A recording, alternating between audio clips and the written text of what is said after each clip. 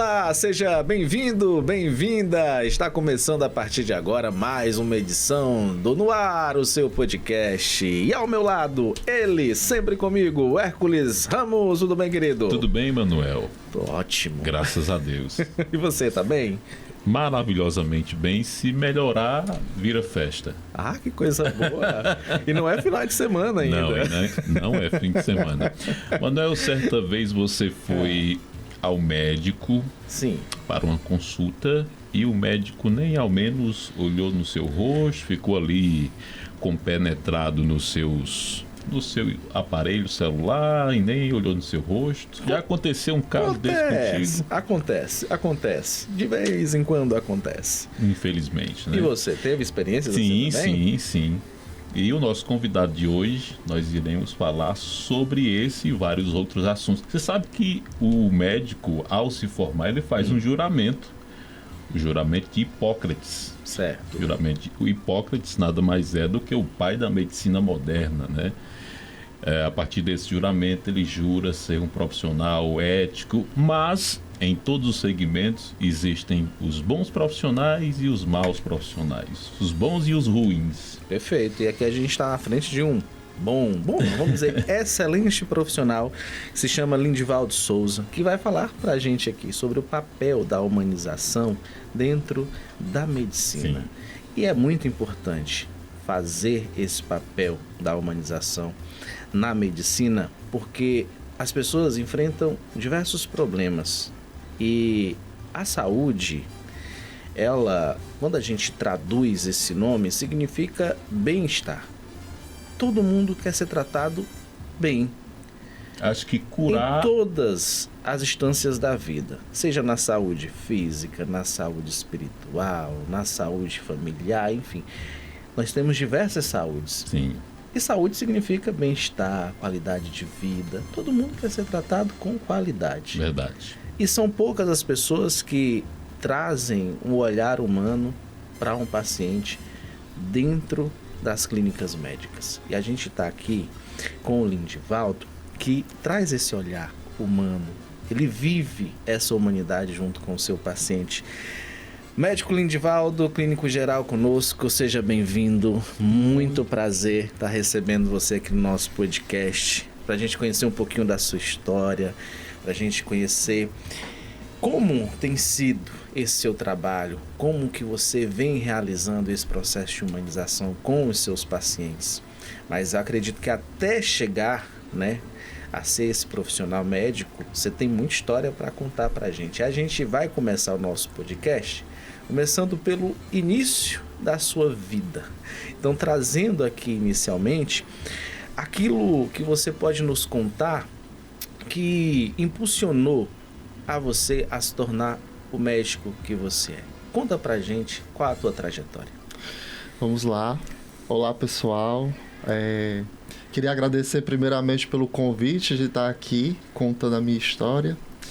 E o sonho de ser medicina e o reflexo do médico que eu sou vem de muito pequeno. Uhum. Quando eu era criança, a gente morava numa casa de taipa, eu e meus pais. Eu venho de uma família bem humilde. E eu era uma criança asmática.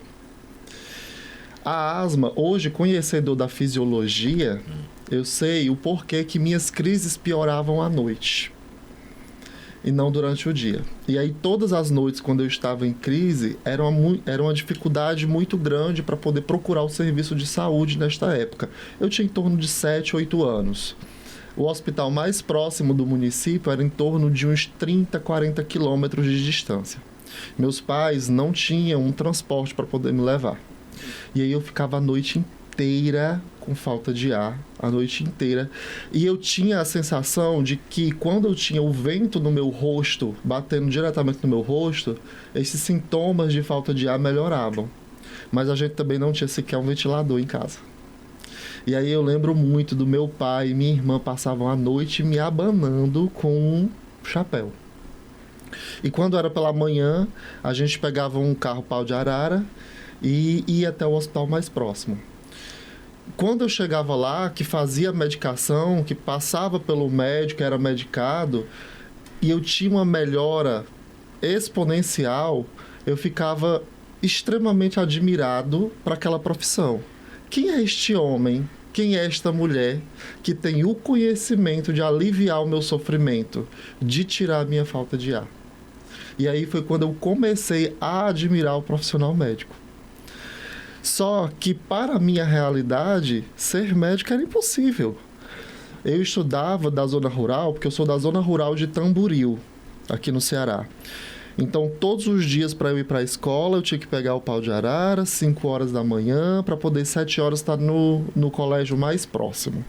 Então, os meus pais, eles sempre foram pais de tipo me incentivarem a estudar, de exigirem que eu tirasse notas boas, mas para minha realidade, medicina era muito utópico, era longe e inacessível.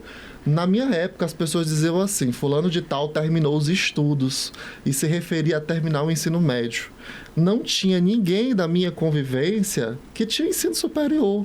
Então, era uma coisa muito difícil.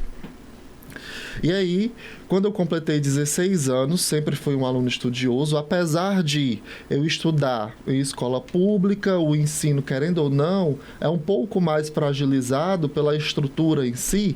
No Ceará ainda é muito bom do que muitos locais, né? Eu tive uma madrinha, eu tenho uma madrinha, que é a esposa do meu tio, e ela morava em Mossoró, no Rio Grande do Norte. E ela via o meu esforço, minha dedicação, os meus estudos. Outra coisa que veio antes disso também, que me motivou a ser um bom aluno, é que eu ia para a roça com meu pai. E aí eu odiava muito ir para a roça. Meu Deus, eu pequenininho, branquinho demais, o sol na minha cara, assim, ficava todo queimado. E um trabalho extremamente pesado, extremamente pesado. E eu lembro que todas as vezes eu nunca queria ir, meu pai, você vai que você tem que me ajudar. Mas, se você não quer viver na roça para sempre, estude, porque a caneta é mais leve que a enxada. Ele dizia muito para mim. E quando eu pensava na possibilidade de trabalhar naquele trabalho, embora muito honroso e respeitoso, mas muito difícil para mim, me dava um desespero. E isso me motivava a estudar. E aí isso foi percebido pela minha madrinha, que é a esposa do meu tio, que morava em Mossoró. E ela falou: meu filho, quando você completar 18 anos, quando você terminar o 2º ano do ensino médio, eu vou lhe levar para minha casa, para que você consiga ter acesso à escola melhor, à universidade. E assim eu fui, quando eu tinha 16 anos. Uma pessoa que me inspirava muito a ser médico era a filha da minha madrinha, minha prima.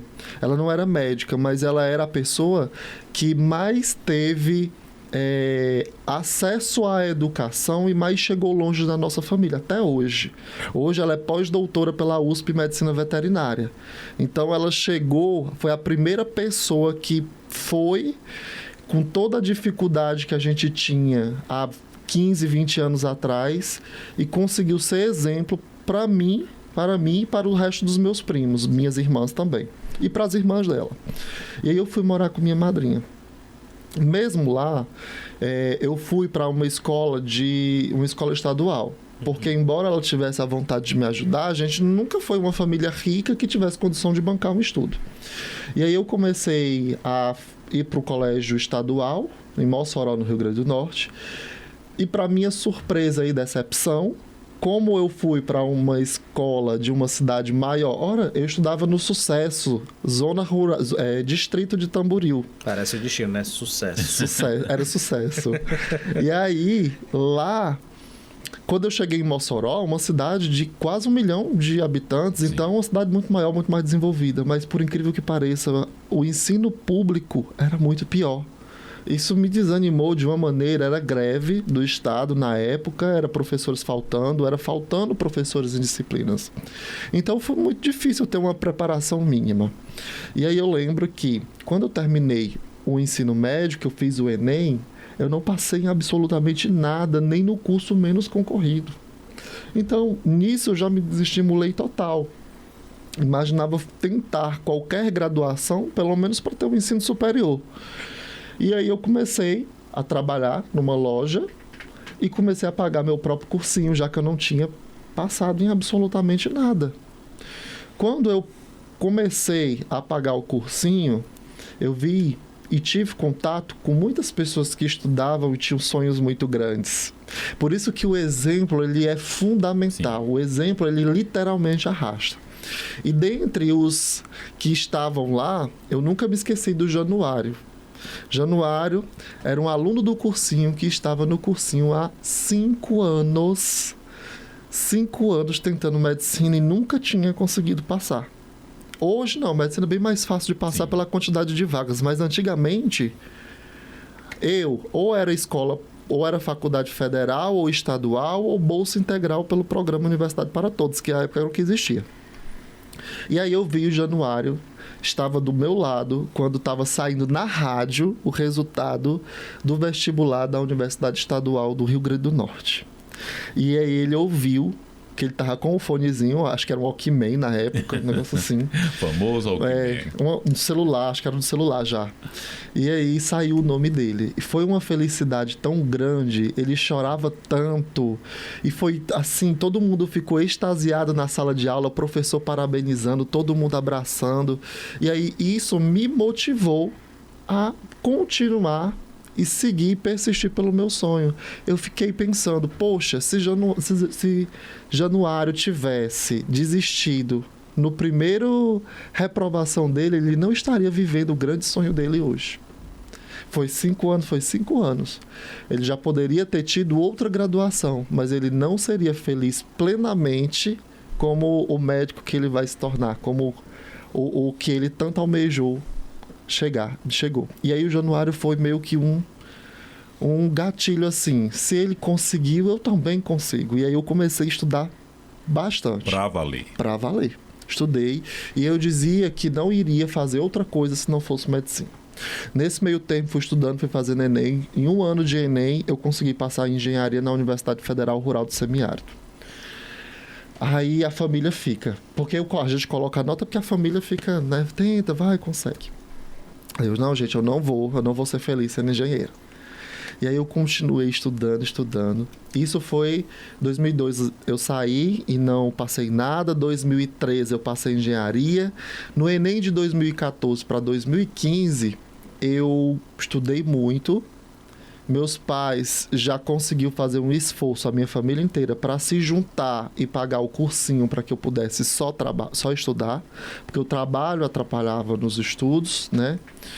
E eu percebi que, durante a minha trajetória, o meu grande calo era matemática e física, que é o da maioria dos estudantes de escola pública. Ninguém sabe matemática. E aí, quando eu estava no cursinho, eu não conseguia aprender. Era o exame nacional do ensino médio. Então, o conteúdo do cursinho é ensino médio. O que eles davam de conteúdo de matemática e física do ensino médio, eu não conseguia aprender porque eu não tinha a base do fundamental. Eu não sabia fazer operações básicas. Somar, subtrair, multiplicar e dividir. Saí da escola desse jeito. E aí, até hoje eu não sei tabuada, mas, mas vamos lá. E aí, o que eu parei para pensar? Bom, eu tenho que superar essa dificuldade. Eu tenho que aprender matemática de alguma maneira. Que foi que eu fiz? Fui numa escola de ensino fundamental, pública, lá de Mossoró, nunca me esqueci. E aí eu cheguei lá e eu falei, professora, é o seguinte... Eu queria falar com a diretora. Aí, tudo bem, um menino querendo falar com a diretora, um aleatório, não era nem aluno daqui. Cheguei lá, aí eu falei, diretora, meu nome é Lindivaldo, eu sou estudante pré-vestibular e eu queria muito que, se a senhora tivesse algum livro do ensino fundamental de matemática que pudesse me doar para eu estudar, eu ia ficar muito feliz. Ela não acreditou. Porque é uma cena muito atípica. Um aluno, um jovem, adolescente, homem, querendo dar, as meninas são mais estudiosas. Homem, batendo na porta da escola para pedir livro. De matemática. De matemática. Ela ficou tão feliz que ela abriu a biblioteca e falou assim, escolha o livro que você quiser. Eu acho que nem pode fazer isso. Escolha o livro que você quiser. E nisso eu peguei 5 livros, da 5ª, 6ª, 7ª, 8ª e 9º ano de matemática. Porque são livros que são feitos para criança. Então, eu conseguiria ler e entender, porque a linguagem é muito clara, e assim eu fiz. Eu estudei esses livros, eu respondi todos esses livros. Tem até um post no meu Instagram falando desses livros e tem esses livros rabiscados do início ao fim. Então, esses livros fizeram com que a minha nota de matemática, que está agrupado em ciências... matemática está sozinho. Matemática, sozinho, De ciência da natureza já é biologia, química, física. Saiu de 500 para 880, a média. Então, nesse meio tempo, em 2014, Deus tem me ensinado de maneiras assim surpreendentes, com todos os fatos que acontecem na minha vida. Em 2014, eu estudando bastante, ainda com muita dificuldade em matemática e física, eu consegui passar em Direito, até cogitei a possibilidade de fazer Direito, passei em Odontologia e Biomedicina nesse ano.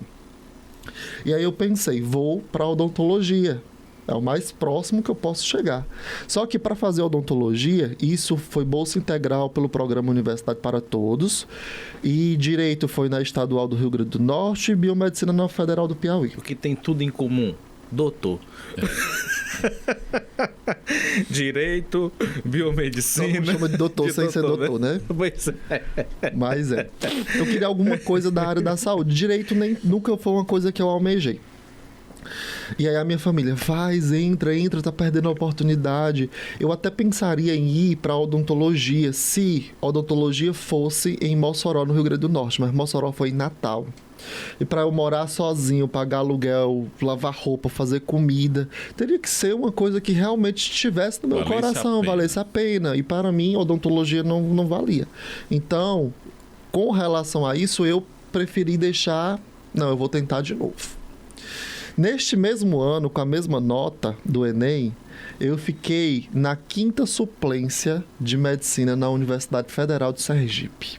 Na 5ª. Precisavam de 5 desistir para eu entrar. Ou passar em outro canto, porque tem muita gente que passa em locais mais cômodos perto de casa e não assume a vaga. Nisso, 4 desistiram. Chamaram os primeiros 4, eu fiquei de fora.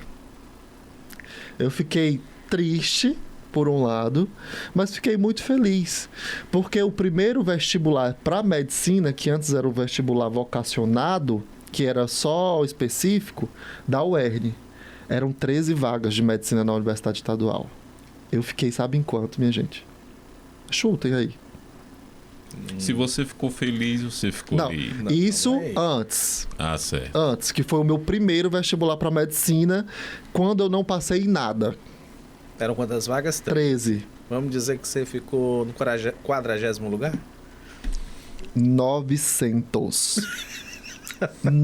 Gente, 900 pessoas tinham que morrer, ser assassinadas, desaparecer para eu poder... Eu quis diminuir. Aconteceu um genocídio.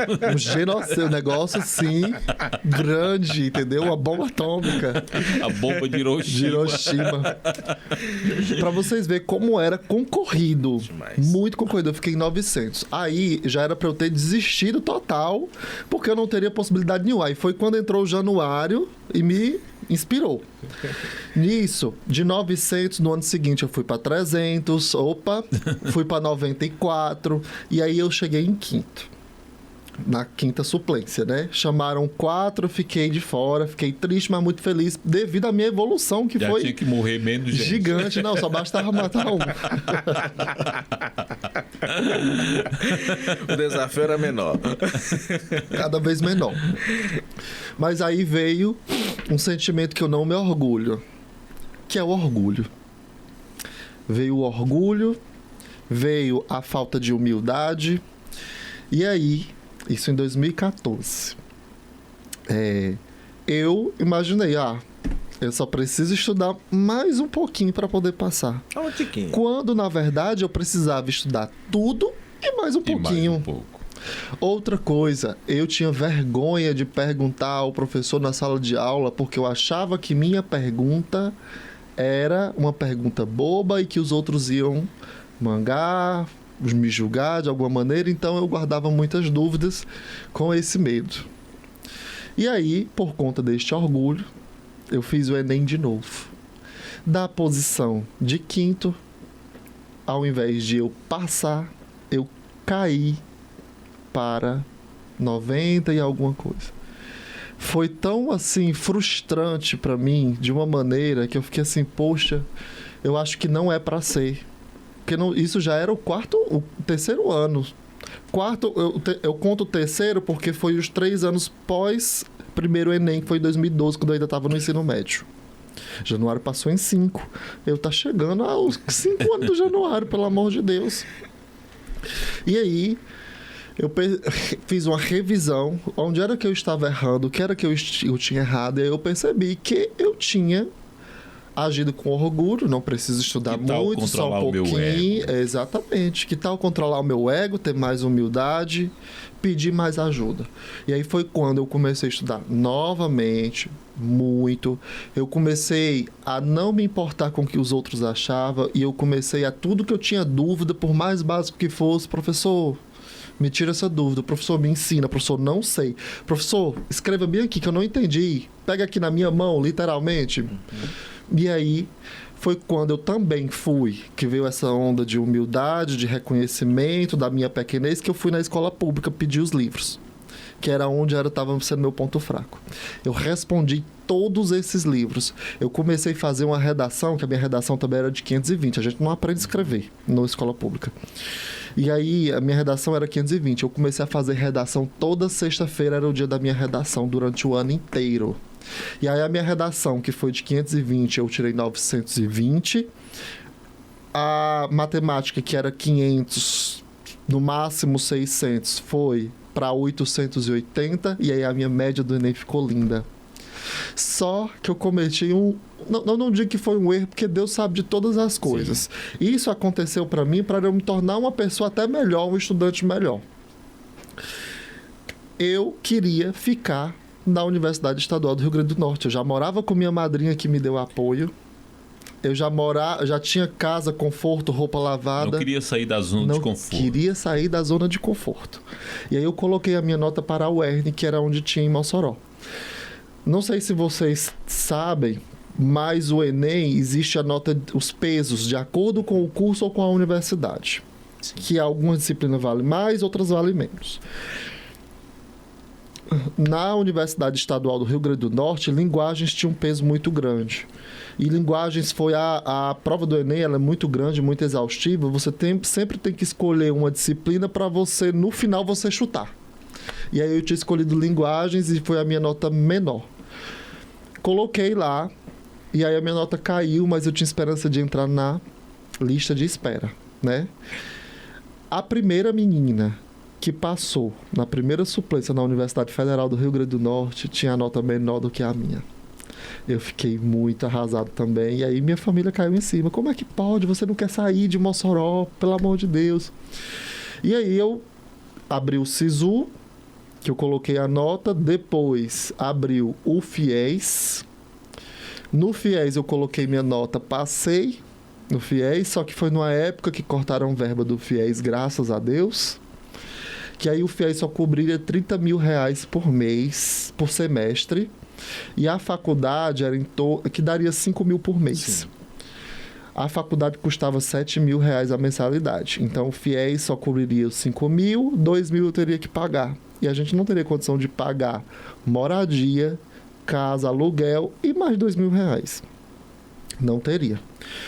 E aí abriu o ProUni. Quando abriu o ProUni, eu coloquei minha nota lá no ProUni. Eram 3 vagas. A nota de corte para Bolsa Integral em Medicina, 100%, era muito maior do que a da Federal, pela quantidade de vaga. Mas eu coloquei lá. E nisso, muito triste, minha madrinha sempre do meu lado, minha madrinha Lenilde, as filhas dela, que são minhas primas, sempre me apoiando também e me consolando. Não, as coisas não acontecem quando a gente quer, as coisas acontecem quando tem que ser. Não sofra, vai dar tudo certo, eu vou pagar o seu cursinho o ano inteiro, minha madrinha. Aí seria meu presente de aniversário. ela pagou o cursinho e eu com aquele sentimento. Eu acho que ainda vai dar certo. A gente foi no cursinho, ela passou o cartão o ano todinho parcelado. E aí... A bichinha. Uau. Eu só sou médico pelo acolhimento que ela me deu na casa dela. Pela oportunidade que ela me ofereceu. Que é outra coisa. Às vezes a gente só precisa de alguém que acredite na gente. Sim. A maioria da minha família, por não ter uma realidade de pessoas formadas em casa, não acreditavam. A maioria. Ainda mais um médico. Eu sou o primeiro médico da família. Então, não tinha nem formado em outras coisas, quanto mais só tinha a Rejane, que era o nosso exemplo. E aí muita gente não acreditava, mas madrinha acreditava. Madrinha e as filhas dela. E aí ela pagou o cursinho todinho. Aí na hora que ela foi pagar, moça, e se eu passar ainda? Vocês devolvem o dinheiro? Eu preocupado com o dinheiro dela. Aí ela, devolve se você trouxer o comprovante de matrícula. Nisso eu coloquei minha nota. E quando saiu o resultado do ProUni, eram 3 vagas, dobrou o número de vaga, foi para 7 vagas, mais que dobrou, e eu fui o 6º colocado. Foi o dia mais feliz da minha vida. Eu chorava, madrinha chorava, as primas choravam, todo mundo chorava. Porque foi um sonho adquirido depois de muito esforço, dedicação, aprendizado. Então não foi o tanto diante do Januário, mas foram 4 anos de muita batalha. De muita peleja. E aí depois disso veio a outra batalha, me sustentar na capital. Morando sozinho, pagando aluguel, porque embora a minha faculdade, na época, R$ 6.050 por mês, era o valor da Universidade de Potiguar, eu não fosse pagar de maneira nenhuma, eu recebia a bolsa, era a bolsa permanência, que o governo chamava, que era R$400 por mês, que já ajudava no aluguel, mas tinha aluguel, transporte, roupa, comida, e aí foi uma força-tarefa. E aí eu digo a importância de você ter uma rede de apoio. Network. Como era essa logística da sua rede de apoio? A logística da minha rede de apoio. Todos, absolutamente todos da minha família me ajudaram de alguma maneira.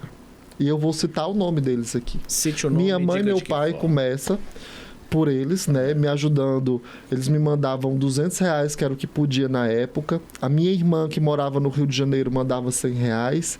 A minha prima, que na época era bolsista, fazia doutorado, me mandava R$200. O meu tio, que vendia bombom no Farol, em São Paulo, me mandava R$200. O outro tio, que também era vendedor ambulante, irmão da minha mãe, o tio Chico, me mandava R$100.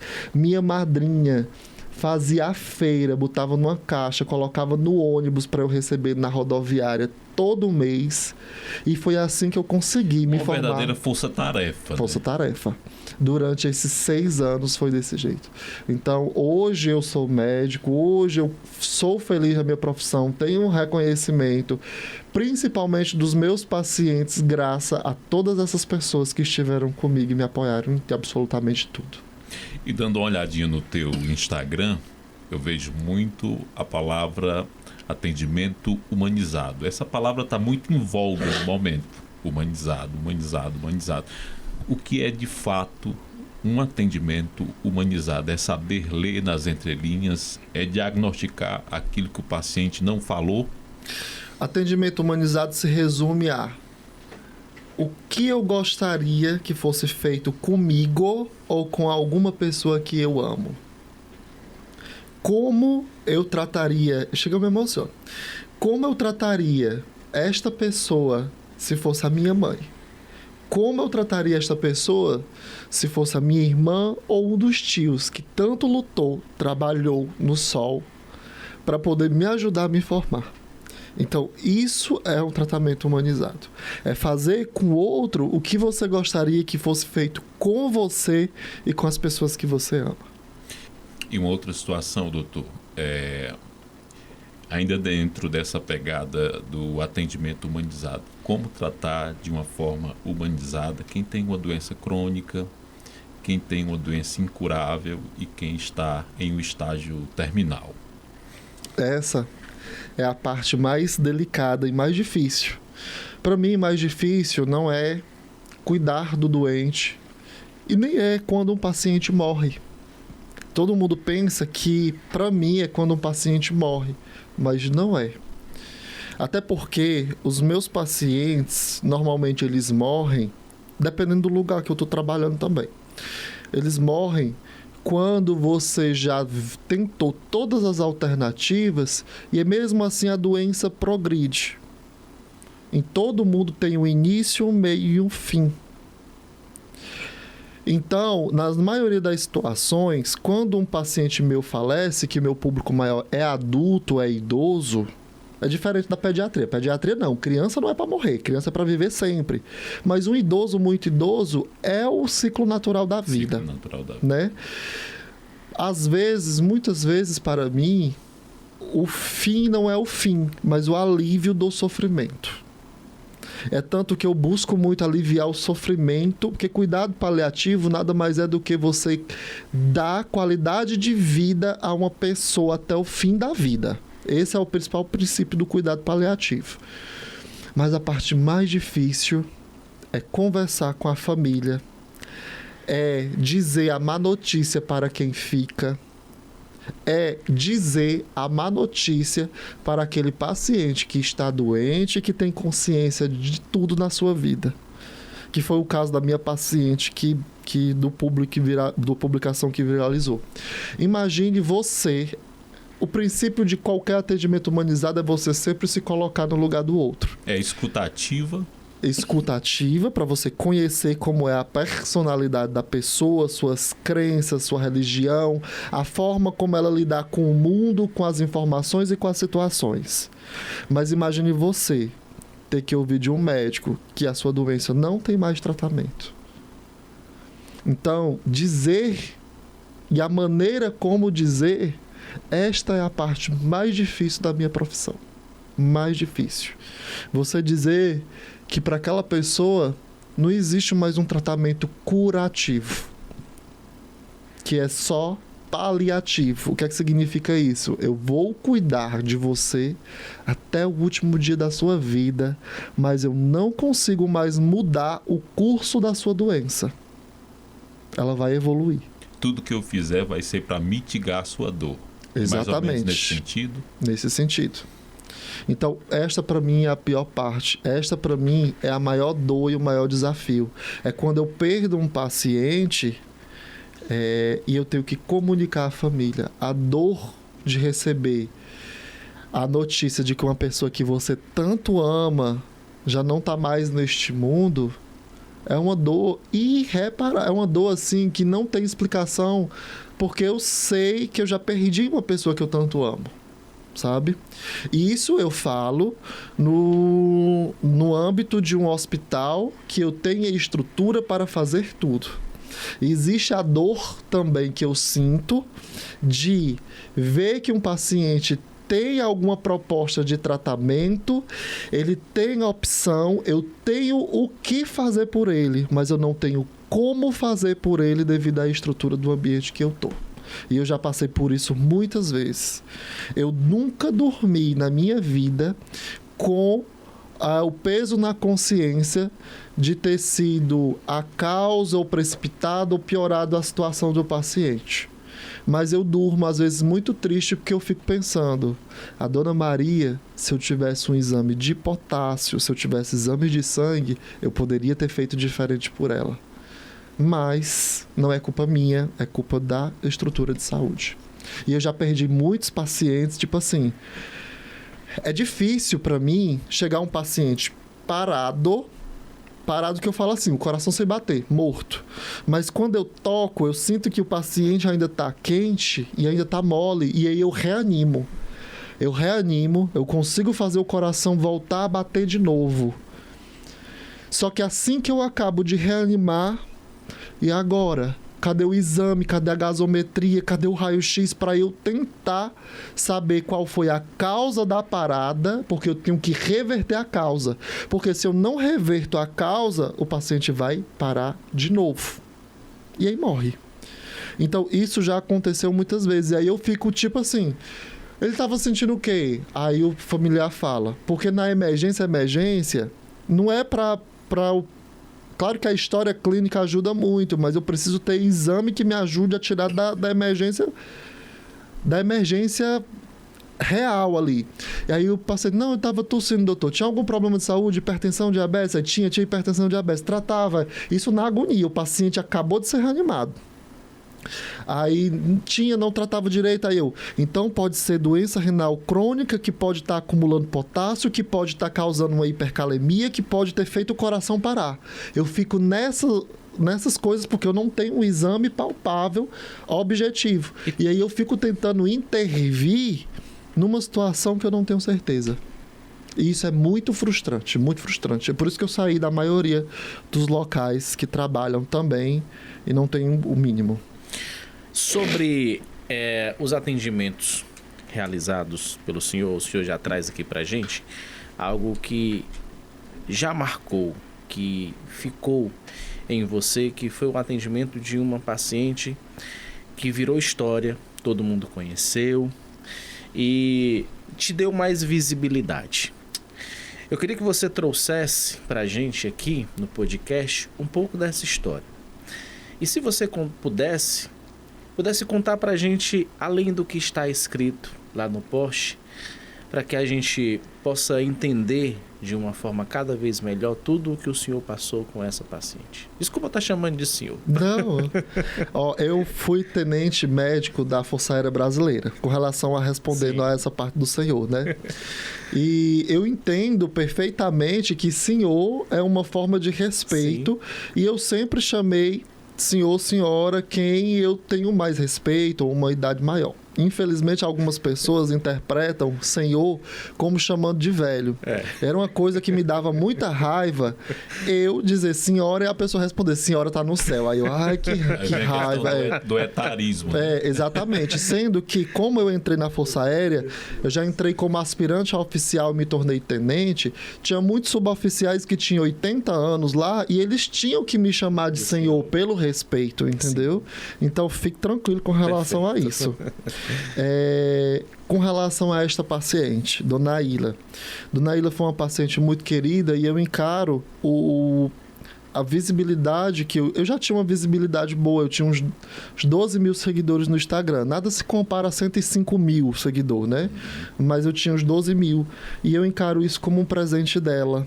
Porque antes de ela morrer, ela disse que onde ela estivesse, ela sabia que ia morrer, ela disse que onde estivesse, jamais esqueceria de mim e intercederia por mim. E eu achei tão forte de uma maneira essa palavra dela que eu não tive nem resposta para ela, que eu fiquei entalado, né, na situação. Mas Dona Ilha é uma paciente muito querida que foi colocada aos meus cuidados e que me doeu muito quando eu vi a idade dela, uns 50 e poucos anos, com uma doença tão avançada e sem perspectiva de cura. Então foi mais uma angústia que me deu ao ler o prontuário, que eu li o prontuário antes de conhecê-la. Porque antes de eu ir no leito do paciente, eu vou primeiro ver o que é que ele tem, o que é que ele estava sentindo, para fazer perguntas direcionadas. E quando eu vi que ela tinha uma doença tão grave, tão avançada, sem perspectiva mais de cura, me deu uma angústia muito grande, porque eu pensei, poxa, eu vou ter que falar para ela. Como que eu vou falar para ela? E aí a gente tem que ir na maciota, vendo onde a gente está pisando, porque quando a gente ultrapassa a barreira permitida pelo paciente, até uma barreira inconsciente, você acaba quebrando o vínculo médico-paciente. E uma vez o vínculo médico-paciente quebrado, não se restaura mais. É melhor procurar um outro médico para dar assistência do que eu continuar forçando uma coisa que já foi quebrada. Graças a Deus, nunca quebrei um vínculo médico-paciente. Muito tênue, né? Exatamente. Tem muitos pacientes que eles não querem saber o que tem. Eles falam assim, não quero saber, não me diga. E se eu forçar, primeiro que eu extrapolo a barreira ética da minha profissão de dizer para o paciente que não quer saber. Segundo, que eu quebro completamente o vínculo entre eu e ele, né? E aí eu cheguei na Dona Ilha, eu sempre chego muito feliz, eu sempre chego achando graça, perguntando coisas aleatórias. E aí eu perguntei para ela quem era ela, o que gostava de fazer, como era a vida, para depois ir chegando na doença, para depois perguntar para ela o que ela sabia de fato sobre a doença dela. E aí, quando eu cheguei, perguntei para ela: Dona Ilha, a senhora tá doente, né? Aí ela: tô, doutor. Uma voz serena: o que a senhora sabe sobre a sua doença? O que já contaram para a senhora sobre a sua doença? Aí ela olhou para mim assim, triste, aí ela falou: é aquela doença lá, doutor. Aí eu: que doença lá? Ela: um câncer. Ah, então a senhora já sabe que a senhora está com câncer, né? Mas a senhora, contaram o que mais para a senhora? Contaram mais alguma coisa sobre esse diagnóstico, como é que tá? Aí ela olhou para mim e falou assim, que não tem mais jeito. Eu nunca me esqueci do olhar triste dela. Ela emagrecida pela doença, pálida, sabe? Sentindo dor, que ela fazia uma cara assim de dor. Aí eu: Dona Ilha, o que é que eu posso fazer pela senhora? O que a senhora quer que eu faça pela senhora? Aí ela falou assim: eu queria que o senhor me curasse, doutor. E aí vem um entalo novamente, né? Que a gente queria muito poder curar, mas não, infelizmente não está no nosso poder. A gente consegue curar muitas coisas, mas... E aí eu falei: Dona Ilha, eu não consigo fazer isso, mas eu consigo fazer com que a senhora não sinta dor. Eu consigo fazer com que a senhora não sinta falta de ar. Isso ajuda a senhora? Aí ela sorriu e aí disse: ajuda sim. E aí desde então eu não saí do pé dela, porque o meu objetivo era controlar todo e qualquer sintoma. Eu tentei, botei morfina de horário fixo, não deu certo. Aumentei a dose da morfina, não deu certo. Botei na bomba de infusão contínua, aí deu certo. Foi tentativas para controlar. E aí deu certo. Só que ela ainda estava sofrendo. Por quê? Ela já tinha acometimento da neoplasia nos rins e os rins dela já tinha paralisado. E aí ela fazia hemodiálise para manter viva. E aí ela pediu para mim: doutor, eu não quero mais fazer hemodiálise, porque eu sinto muita dor na hemodiálise. Muita, eu não aguento, eu penso que eu vou morrer na hora da hemodiálise. Isso porque ela estava tranquila, sem sentir dor, porque a medicação estava correndo na corrente sanguínea dela. Quando a máquina puxa o sangue, que filtra e volta-se a medicação. Então a máquina tirava a medicação de dentro. E aí ela sentia muita dor. E aí eu falei para ela: Dona Ilha, seguinte, eu não consigo suspender a sua hemodiálise, porque suspender sua hemodiálise significa matar a senhora. Porque se eu suspendo, vai acumular sujeira, que eu explicava numa linguagem bem simples para ela entender. Ó, a sujeira que o rim tirava da senhora, o que está tirando é a máquina. Se eu paro de fazer hemodiálise na senhora, essa sujeira vai se acumular, essa sujeira é tóxica e ela vai lhe matar.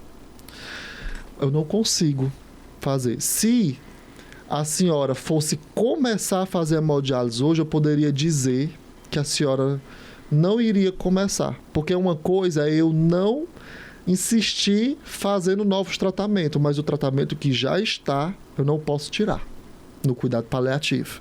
Eu posso muito bem ver você numa situação muito grave, que eu sei que não vai ter mudança na evolução da doença, eu posso limitar a terapia. Eu posso dizer: você não tem indicação de fazer hemodiálise, porque a hemodiálise vai fazer eu prolongar o seu sofrimento. Então eu posso dizer para não começar.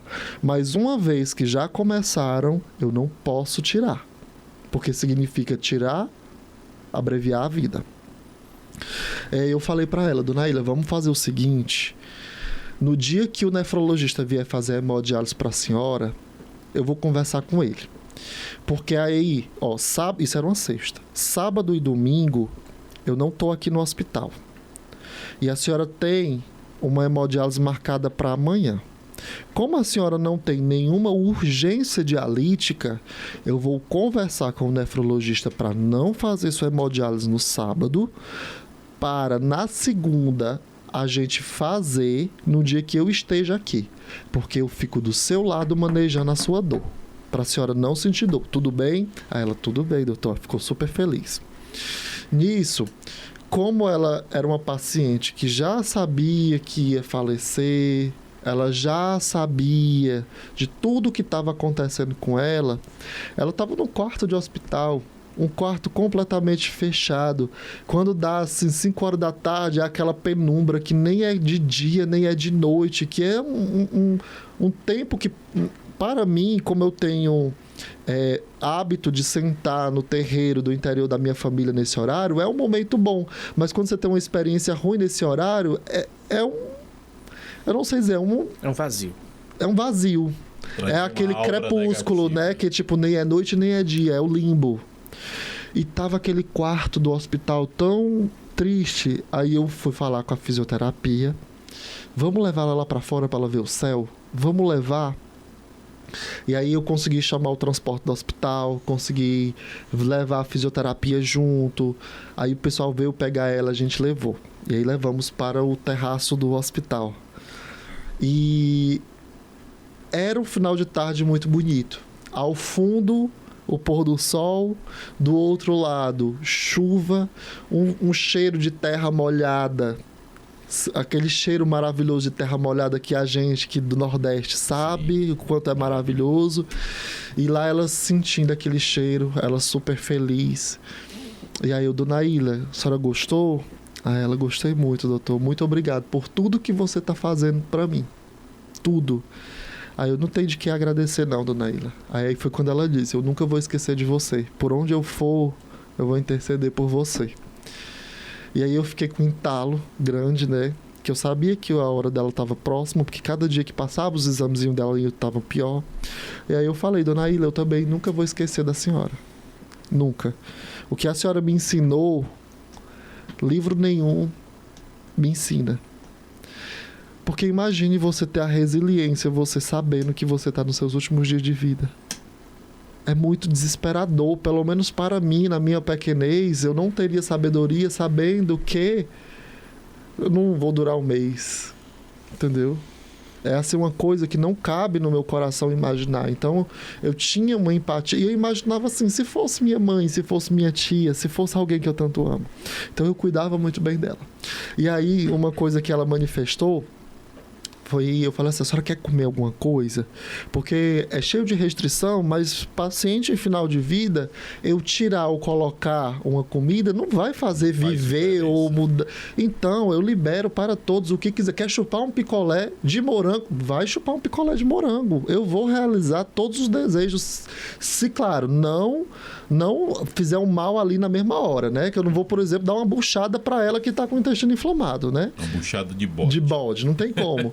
E aí eu falei, a senhora quer comer alguma coisa? Que eu consigo para a senhora. A ela, eu queria chupar gelo. Estou desejando muito chupar gelo. E fisiologicamente, isso faz sentido. Pacientes que têm anemia grave têm a necessidade de comer coisas que tenham ferro. Por exemplo, barro. É meio que instintivo, mas é a fisiologia humana, é a natureza, foi como Deus criou. Tá faltando ferro no meu organismo para a produção de sangue, eu vou comer ferro de onde tem ferro. E aí as criancinhas começam a comer barro quando é criança, e aí elas comendo barro, aí fala assim, ai tá com verme, tá comendo barro. Não, ela não tá com verme porque tá comendo barro. Ela não tá comendo barro porque está com verme. Ela pegou o verme porque comeu o barro porque tá com anemia. Entendeu? É mais ou menos assim. E aí o gelo é uma resposta do organismo. E aí eu fiquei, onde que eu vou conseguir gelo? Pelo amor de Deus. Aí eu falei para as minhas técnicas, graças a Deus eu tenho uma relação muito maravilhosa com as pessoas que eu trabalho. E elas sempre compram a minha ideia. Elas sempre vão comigo. E aí eu falei, meninas, olha, a Dona Ilha tá desejando tomar gelo. Onde é que eu consigo gelo aqui? Como é que a gente consegue fazer gelo aqui? Aí as meninas deram a ideia de pegar copinhos de café, encher de água e colocar no congelador. E eu fiz 10 copinhos. 10. Quando eu cheguei, gente, vocês não imaginam o tamanho da felicidade dela com uma pedra de gelo. Para ver como a felicidade da gente é muito relativa. Muito relativa. Muito relativa. Eu sempre falo para os meus sobrinhos que eu tive felicidades que eles jamais vão ter. Por exemplo, eu nunca esqueci da felicidade que foi a primeira vez que eu tomei banho de chuveiro na minha vida. Porque eu tomava banho de cuia. Entendeu? Coisa que eles não vão saber o que é essa felicidade, porque eles sempre vão ter. Então, quando você deseja muito alguma coisa que você tem, é uma felicidade inexplicável, mesmo que seja uma coisa boba. Quando eu dei essa pedra de gelo para ela, que ela viu, ela deu um sorriso, acho que foi o sorriso mais genuíno que eu vi, assim, de felicidade dela nos dias de doença. Ela pegou como quem pegasse, assim, um prato de comida e que estivesse com muita fome, sabe? Eu fiquei assim, meu Deus, a bichinha, aí dei. Aí a senhora quiser mais, é só me pedir. E nisso ela veio enquanto me pedia. Até porque ela também estava com vômitos, ela bebia água e vomitava e estava desidratada. E aí ela foi 10 pedrinhas de gelo, fui dando. Toda vez que ela pedia, eu dava. Nisso, eu dei tchau para ela. Era uma sexta-feira.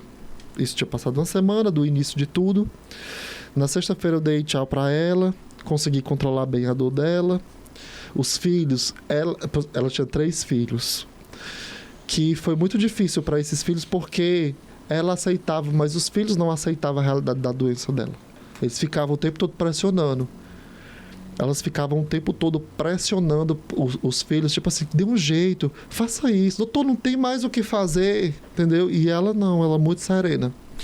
E aí eu saí dando tchau para ela. Eu, tchau, dona Ilha, até segunda-feira.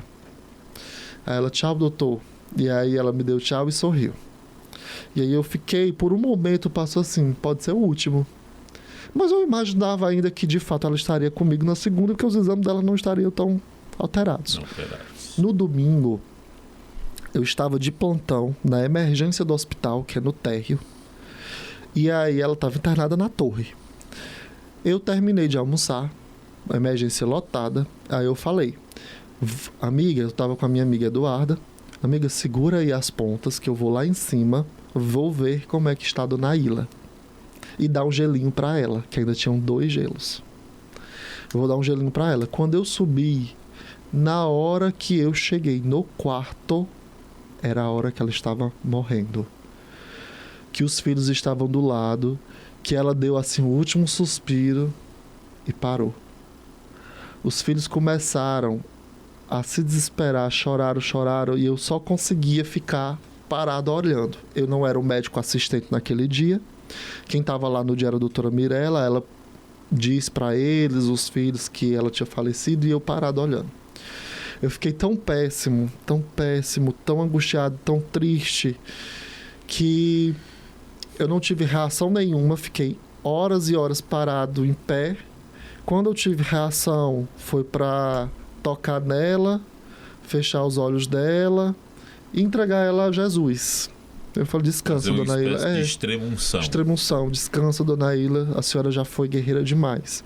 E eu abracei muitos filhos. A filha dela, a Iris, me abraçou muito e me agradeceu por tudo. E nisso eu desci para trabalhar. Eu tinha que trabalhar. Só que eu tava tão mal. Eu falei, amiga, eu preciso ficar pelo menos 1 hora no repouso. Tu fica aí tomando de conta. Aí ela, vai, amigo, vai, fica tranquila. Ela me abraçou, aí eu fui. Aí eu comecei a escrever o texto. Comecei a escrever. E eu escrevia e chorando, e o texto não cabia no espaço que tinha que colocar. Aí eu publiquei o texto. Quando eu publiquei, voltei a trabalhar. Simplesmente meu telefone não parava mais de vibrar em momento nenhum. E aí de 12 mil eu fui para 80 mil seguidores em 1 semana por causa desse post. Então ela foi o maior exemplo de resiliência, de coragem, de discernimento, por ter mantido um autocontrole, uma serenidade que, embora triste com a situação, ela preparou os filhos dela, ela conversou, ela sabia. Porque a natureza, ela é tão maravilhosa, a natureza é tão maravilhosa que faz a gente perder a consciência antes de morrer. Todo mundo, a demência, o Alzheimer, as doenças demenciais da velhice, elas não são à toa. Primeiro pelo envelhecimento do próprio cérebro e vem a demência, mas eu acho que Deus teve um propósito muito maior, que foi a gente não ter consciência no dia da nossa morte. É muito ruim você saber que está perto do fim. É muito doloroso. Eu tiro isso pro meu avô, que meu avô era extremamente lúcido, com 96 anos, e eu via que ele estava mais deprimido porque ele falava que os dias dele não iam ser mais longos. Então isso angustiava muito ele. E a natureza faz com que a maioria entre num quadro demencial, que não saiba o dia, que fica esquecendo, que para ir meio que se confortando do fim, da finitude da vida. E ela foi uma das poucas pacientes que eu vi lúcida até no dia de morrer, até o fim. Deixa eu só puxar. Você já concluiu, doutor? Concluí a história. Já que nós estamos no mês Janeiro Branco, deixa eu só puxar um pouquinho para a saúde mental. Uma pandemia silenciosa de depressão, ansiedade, ideação suicida, um verdadeiro boom no mundo. Mais de 300 milhões de pessoas ao redor do mundo têm esse mal. Dá uma palhinha acerca desse assunto, doutor. Com certeza. É muito difícil. Eu sempre falo que é um desafio muito grande você trabalhar com doenças psiquiátricas. Por que é muito difícil? Às vezes a gente prescreve um medicamento antidepressivo e para ansiedade, mas como é que uma pessoa vai se sentir feliz com o medicamento se a vida em torno dela não coopera para que ela seja feliz? Para eu fazer uma pessoa melhorar de depressão e ansiedade totalmente com medicação, seria a mesma coisa de tirar os sentimentos da pessoa. E aí seria uma pessoa completamente apática, sem emoção. E aí, sem emoção, não tem tristeza, não tem ansiedade. A partir do momento que eu manejo o transtorno depressivo, transtorno de ansiedade com medicamento, eu quero preservar a identidade da pessoa, eu quero preservar as emoções.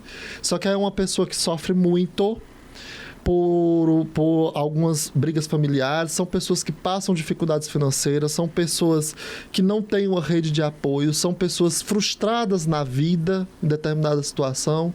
Então, é muito difícil o manejo dessas doenças, porque eu consigo mudar, ou eu consigo prescrever a medicação, mas eu não consigo mudar a realidade.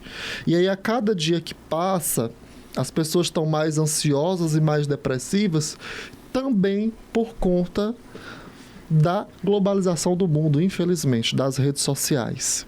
As pessoas são muito imediatas. Tudo que elas querem... Imediatistas. Tudo o que elas querem...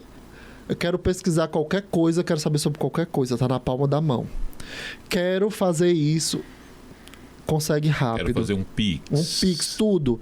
E isso acaba que, no dia que não dá certo, um simples Pix... que é para eu fazer instantaneamente, e eu tenho um problema no meu Pix, isso já gera um estresse e uma ansiedade para mim. Sem falar que você está muito espectador da vida dos outros. E aí, quando você é espectador da vida dos outros, você almeja ter o que os outros mostram ter, e às vezes nem tem. E isso gera uma ânsia, às vezes gera uma frustração, gera uma ansiedade. Né? Outra coisa também que está contribuindo muito é a criação da geração atual, que é muito diferente da criação que você teve, da criação que eu tive. Que não estou dizendo, que fique claro que eu não estou generalizando. Cada caso é um caso, mas hoje as crianças são submetidas a telas e às situações que precipitam quadros ansiosos depressivos no futuro. Porque uma criança que não tem limite, uma criança que não tem um não na vida, é uma criança que quando fica adulto se frustra. Porque se os pais não dão em casa, a vida vai dar. E para mim é muito fácil não. Eu já levei não de todas as maneiras. Então um não a mais, um não a menos não mexe no meu psicológico, no meu emocional. Agora um não, para quem nunca teve um não é fácil. É bem complicadinho. Complicado demais. É porque hoje a infância não lidar com situações problemas. Só lidar com as situações. Exato. Exatamente. Muitas vezes um pai ou uma mãe ausente, vou dar esse celular, esse smartphone aqui para ele ficar entretido e não sentir tanto a minha ausência. Exatamente. E assim as crianças vão se perdendo. Sabe por que a gente faz isso? Porque já chegou o tempo de arte do nosso programa. 1 hora já se passou. Eu não gosto dessa parte. Dá pra Passou acreditar? rápido. Eu não gosto dessa falei, parte. viu? Vocês quase não perguntaram. Mas, antes de nós concluirmos aqui o nosso podcast... De novo, Emanuel.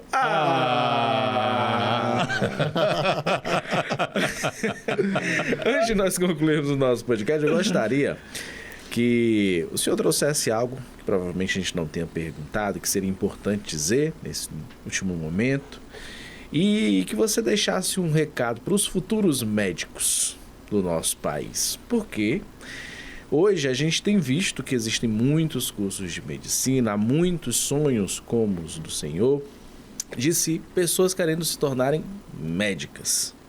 A gente sabe que dentro de cada profissão nós temos os bons profissionais, e aqui a gente está à frente de um excelente profissional, e nós temos os mal profissionais. E aí eu gostaria que o senhor também deixasse um recado para esses futuros profissionais que sejam tão excelentes quanto você.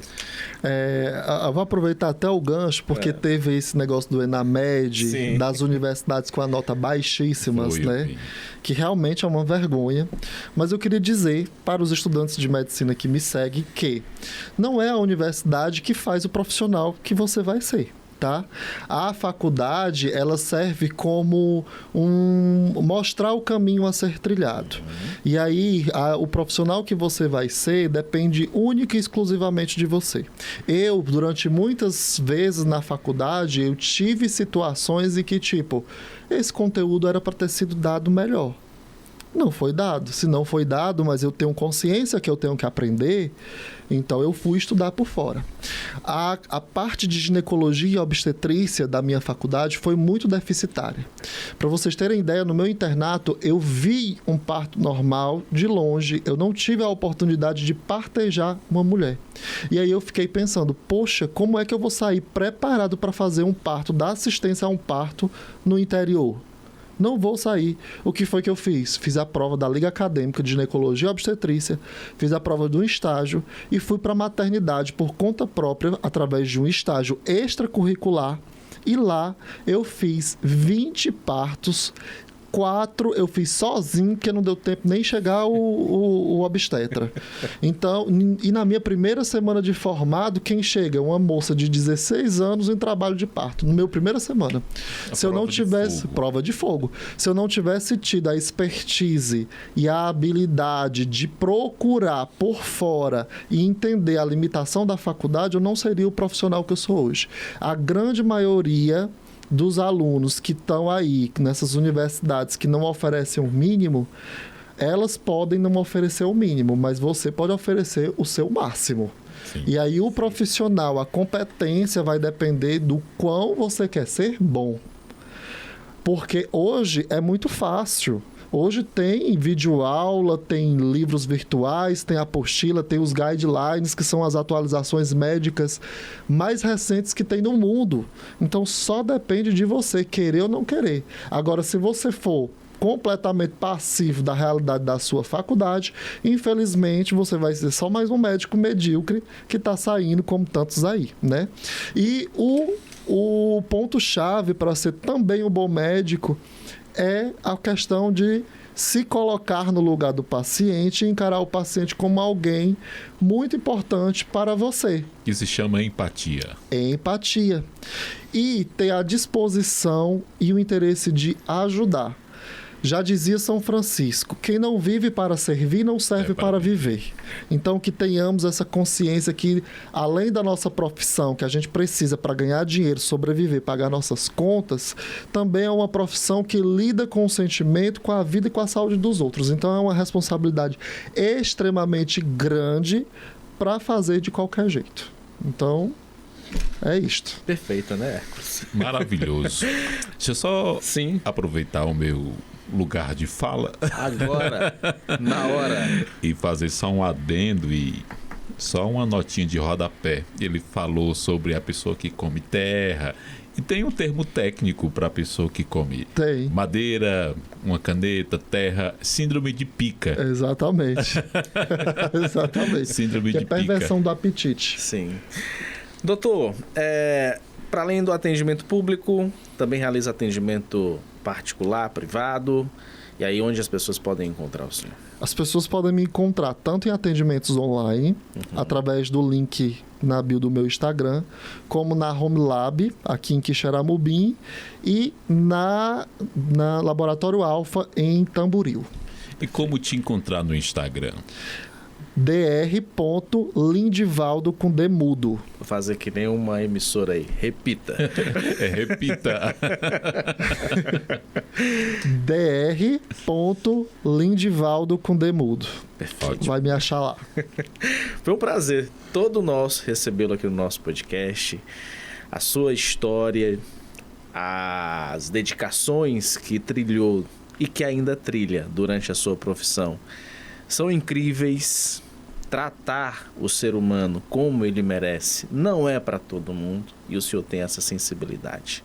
Não só na sua prática, mas quando realiza as suas escritas, a gente consegue sentir essa sensibilidade por trás de cada letrinha lá.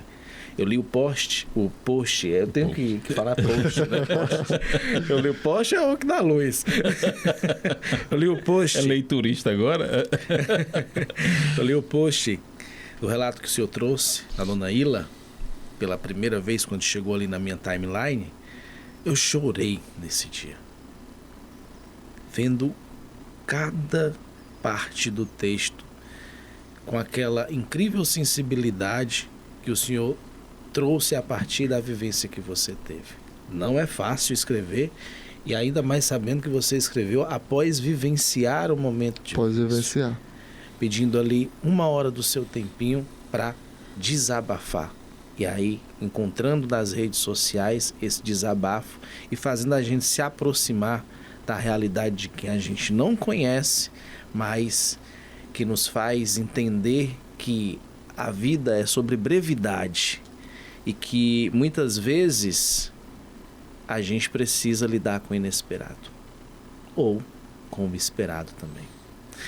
E muito bom saber que o senhor continua escrevendo e que Tem a gente tudo isso continua lá no Instagram dele. Sim, a gente continua sentindo a sua vivência e a vivência das outras pessoas durante o seu atendimento. E saber que o senhor tem transformado vidas e que os futuros médicos possam ser um pouquinho do que você faz, porque a gente só tem a ganhar. E saber que no meio do caminho ele esqueceu a vaidade, esqueceu o ego, esqueceu a empáfia e se tornou uma pessoa humilde e humana. Gente, eu que agradeço. Muito obrigado pelas lindas palavras. Ave Maria. Fiquei lisonjeado. Obrigado pelo convite. E obrigado por ter aceito. E sabe da correria. E aí, abrir esse espaço pra gente, quando a gente ficou sabendo que viria aqui, nós ficamos muito felizes, porque sabíamos que esse episódio ia render. Rendeu? Foi tão rápido, criou mais horas. Foi muito rápido. Vamos nos despedir agora, né? Obrigado mais uma vez. Pega aqui na minha mão. Hércules, brigadão. Foi muito bom estar ao seu lado, meninos. Obrigado também Joaquim, Manuel, não esqueçamos do nosso staff de profissionais. Sim. Muito bom também ter você aí do outro lado que ficou com a gente, seja pelo rádio, pela internet, pela TV. É muito bom ter sempre a sua companhia no podcast no ar. Nós vamos ficando por aqui, compartilhei esse episódio para muita gente acompanhar. E na próxima semana a gente está de volta. Beijo, abraço apertado, fiquem todos com Deus. Tchau!